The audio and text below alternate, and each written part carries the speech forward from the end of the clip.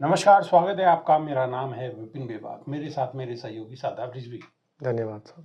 बिहार विधानसभा चुनाव से पहले नेता प्रतिपक्ष तेजस्वी यादव ने बीजेपी पर जमकर हमला बोला है। नौकरी और आरक्षण के मुद्दे पर वे भारतीय जनता पार्टी को घेरने में जुट गए हैं। तेजस्वी यादव ने बुधवार 26 फरवरी को एक्स पर अपने एक कार्यक्रम का वीडियो पोस्ट करते हुए लिखा कि जैसे आदमखोर लोग होता है न वैसे ही बीजेपी आरक्षण चोर है।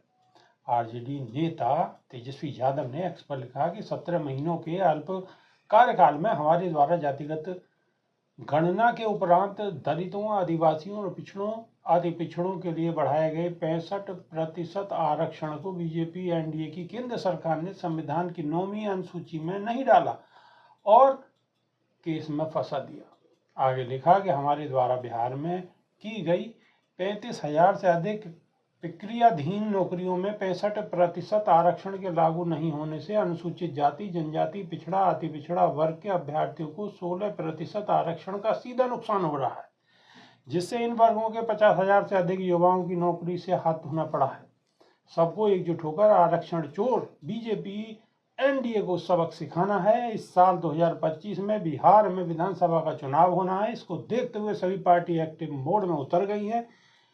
इसी क्रम में तेजस्वी यादव भी फुल एक्शन में दिख रहे हैं। वे भी कई जिलों में जाकर कार्यकर्ताओं और लोगों से लगातार मिल रहे हैं और यह तय माना जा रहा है कि नौकरी, रोजगार और आरक्षण जैसे मुद्दे पर आरजेडी चुनाव में बीजेपी को घेरने की तैयारी में जुट गई है। देखना होगा कि इस बार के चुनाव में आरजेडी का कैसा प्रदर्शन रहने वाला है। शादाब रिजवी।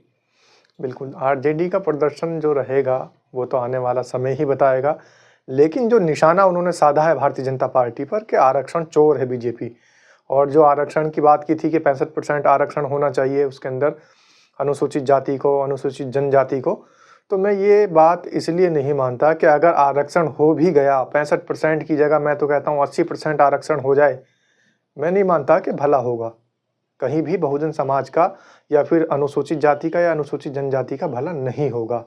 ये बात मैं इसलिए दावे से कह रहा हूँ कि अभी कल इस देश के अंदर सबसे बड़ा घोटाला सामने आया है। उसके अंदर जो आरक्षित पद थे, जिन पर आरक्षण डिक्लेयर हो चुका था, पहले ही वो आरक्षण दिया जा चुका था, उस दिए हुए आरक्षण पर भी आरक्षित पदों पर भर्ती नहीं हुई।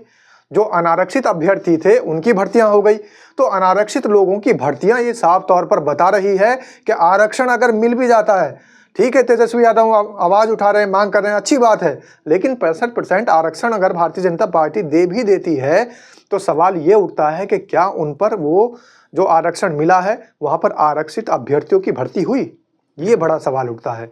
जहां पर आरक्षण दिए गए हैं, जिन राज्यों में आरक्षण दिए गए हैं, तो उन आरक्षित पदों पर अनारक्षित लोगों की भर्तियां ये बता रही है कि खुलेआम लूट हो रही है। और ये सरकार बिल्कुल सबके सामने खुले तौर पर, जैसे सार्वजनिक तरीके से लूट हो जाती है वैसे सार्वजनिक लूट हो रही है। और आरक्षित पदों पर अनारक्षित भर्तियां ये चीख चीख कर बयान कर रही है, चीख चीख कर बयान कर रही हैं। सब गोलमाल है भाई, सब गोलमाल है। अब क्या क्या गोलमाल है और बिहार के चुनाव में क्या जनता कोई नया फैसला लेगी या फिर उसी तरीके से फिर सब कुछ चलता रहेगा, ये देखने वाली बात है। लेकिन तेजस्वी यादव बराबर विपक्ष की भूमिका मजबूती के साथ उठा रहे हैं, निभा रहे हैं और लोगों को आगाह कर रहे हैं। तो आने वाले चुनाव में स्थिति साफ हो पाएगी कि जनता आखिर कौन सी पार्टी का मूड बना चुकी है। तो अभी के लिए सिर्फ इतना ही। नई वीडियो में फिर रूबरू होंगे। जब तक के लिए बहुत बहुत शुक्रिया, धन्यवाद, नमस्कार। धन्यवाद।